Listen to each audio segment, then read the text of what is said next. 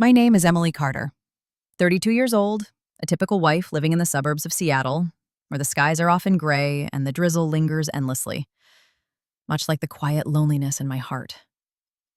My husband, Daniel, is a civil engineer, tall, calm, and utterly devoted to his work. We have been married for 7 years. His job often requires him to travel for long periods of time, an unavoidable part of his career. At first, I accepted it. I'm a strong, independent woman who knows how to take care of herself and manage her role as an executive assistant at a growing media agency. But over time, the gaps Daniel left behind were not only on the wide bed we once shared, but also deep inside my soul. The company I work for is a rising media agency, and I report directly to my boss, Nathan Blake, 40 years old, a man of undeniable charm with sharp eyes, a half smile, and the alluring scent of woody cologne I can never forget from the first time we met. Nathan is the kind of man any woman could fall for, yet no one dares to take the risk. He's intelligent, cool-headed, but there's a subtle gentleness hidden somewhere behind his gaze. He always kept a professional distance from me, but I could feel it. Sometimes his eyes lingered on me with something more than just work. One Monday, Daniel was preparing to leave for a 2-week business trip to Boston. Before leaving, he kissed me gently on the forehead, as he always did. I smiled, hiding the sudden emptiness swelling inside. That evening, as I was organizing a stack of documents for the next day's meeting, my phone rang. It was Nathan. "Emily, I need you to prepare a set of documents for tomorrow morning's presentation with our client in Santa Monica. It might run late. Will you be okay with that?" I replied, "Yes, I'll stay until it's done." At that moment, I had no idea that this phone call would be the beginning of everything. I still remember vividly the moment we arrived at the hotel by the Santa Monica shoreline. The golden afternoon light danced on the water, glittering as if someone had scattered stardust across the waves. Inside me was a swirl of emotions: excitement, guilt, and an undeniable longing. I couldn't stop thinking about him, Nathan, that irresistibly captivating boss who had, step by step, taken over my mind. "Do you like your room?" he asked, standing close beside me at the 10th floor window, where the entire stretch of the beach unfolded before our eyes.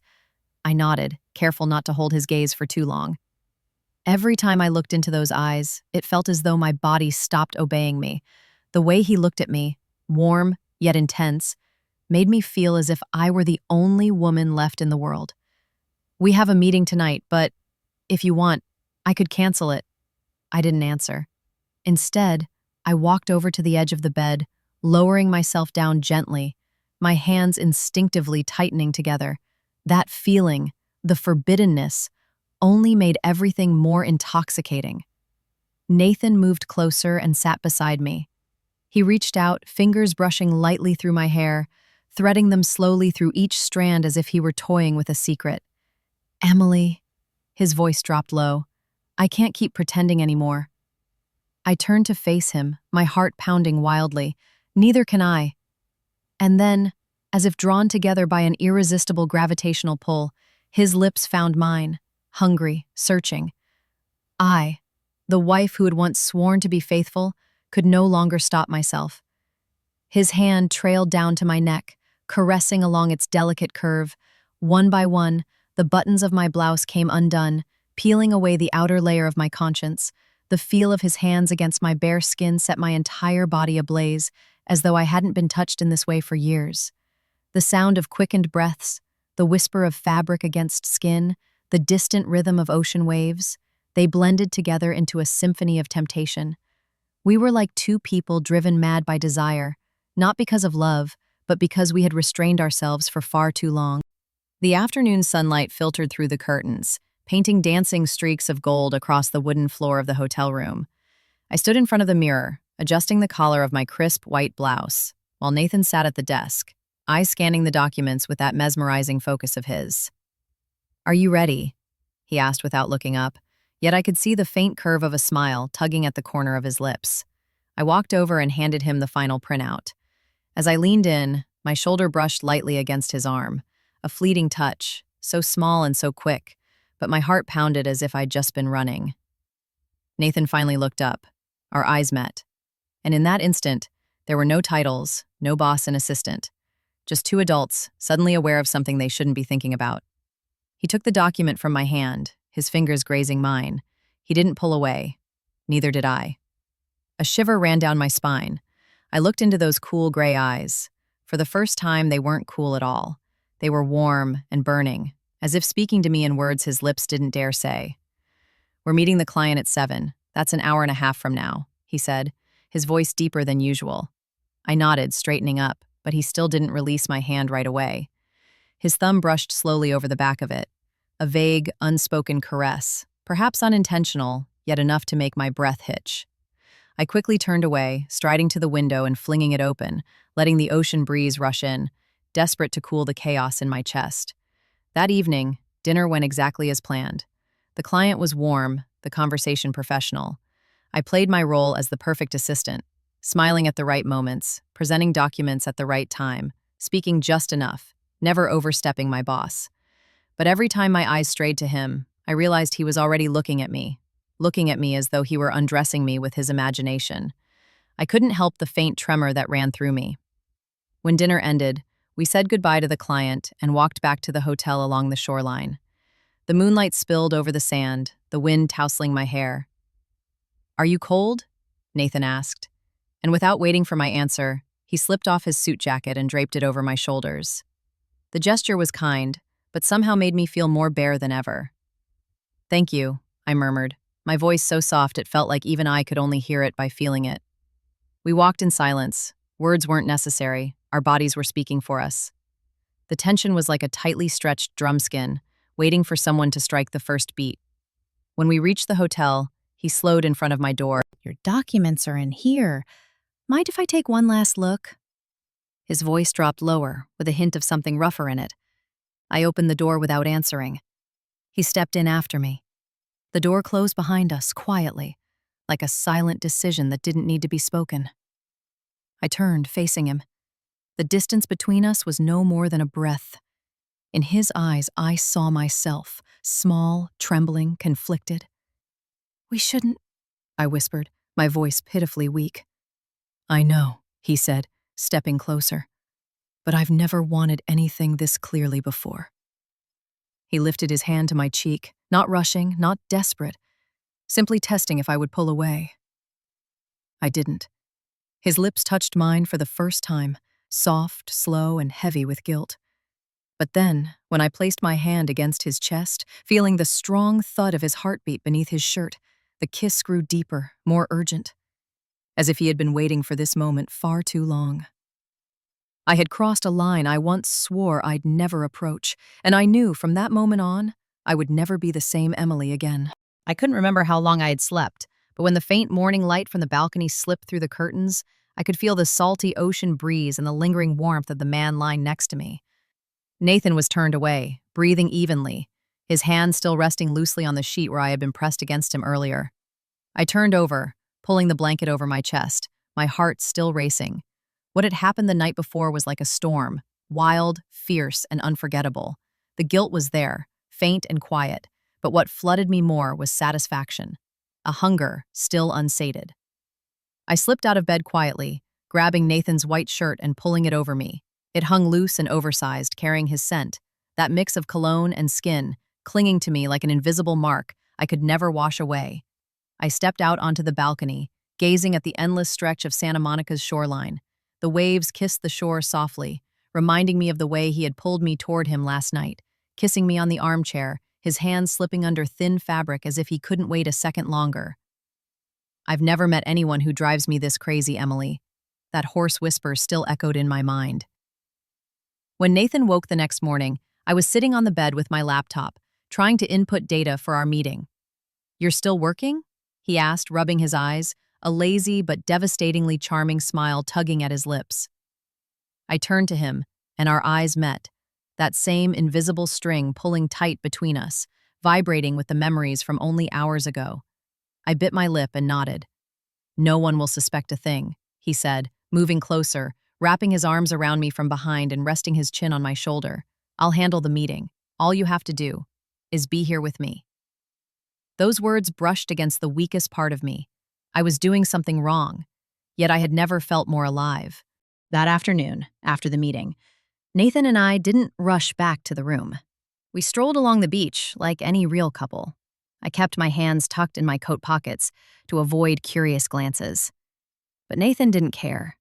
He took my hand without hesitation, occasionally pressing a soft kiss to my forehead. We stopped at a small bar overlooking the ocean, ordered cocktails, and leaned against each other, shoulder to shoulder, as if we had belonged to one another for a long time. "Were you ever happy in your marriage?" Nathan suddenly asked, his eyes fixed on the distant horizon.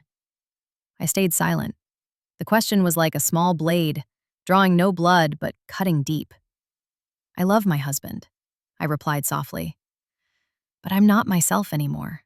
I became a wife, a mother, then a shadow in my own home." Nathan squeezed my hand gently. "And here?" "Here?" I looked at him, my eyes burning. "Here I'm Emily. No one else." That night, we didn't make love immediately. We showered together under the warm golden light of the hotel bathroom.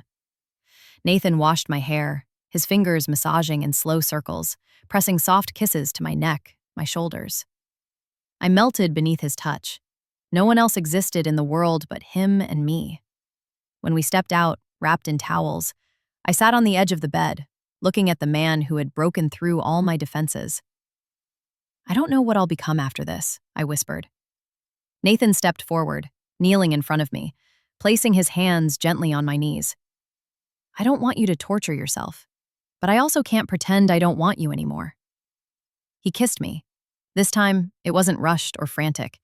It was a long, deep, emotional kiss, as if he were engraving me into his memory. Every inch of my body, every sound I made, every squeeze of my hand, every breath we shared. And then, we made love again. I returned to my apartment late on Sunday night after the long business trip to Santa Monica. Everything was exactly as I had left it.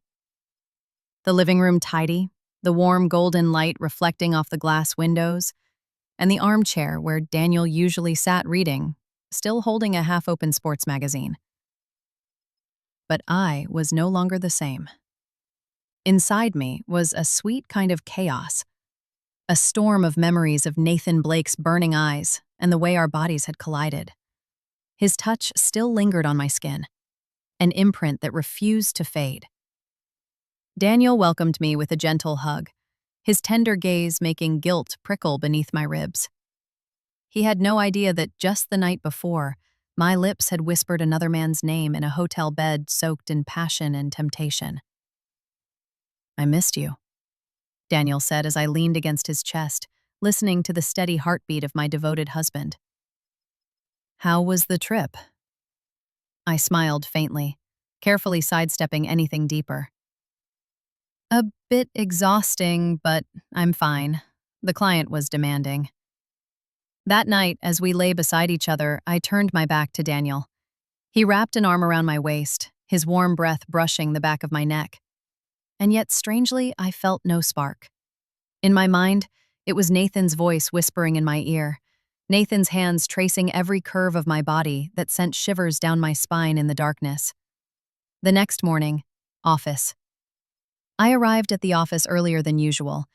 Nathan was already there, standing by the window with a cup of black coffee in hand, the morning sunlight glinting off the sharp line of his jaw and that same piercing gaze. "Emily," he said as I walked in, "come into my office for a moment." I stepped inside and closed the door behind me. Nathan didn't turn around immediately. He stayed silent for a long moment, as if fighting some internal battle. "We need to talk," he finally said, his voice low, controlled. "About Santa Monica?" I asked, my throat suddenly dry. Nathan turned, his eyes sweeping over me, no longer hiding the hunger that had been awakened. "I can't stop thinking about you, Emily, and I hate this feeling." I stood there, heart pounding, every nerve pulled taut like a tightened string.